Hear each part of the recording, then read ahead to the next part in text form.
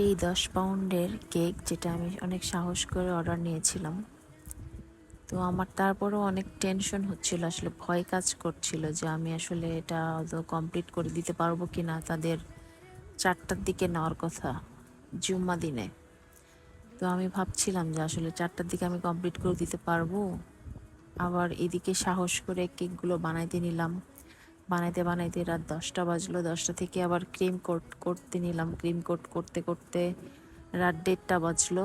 তখন ফ্রিজে রাখলাম, পরের দিন আবার ডেকোরেশনের জন্য বের করলাম 2টার দিকে। পরে এই তো সবার সহযোগিতায় আমি কেকটা আসলে কমপ্লিট করলাম।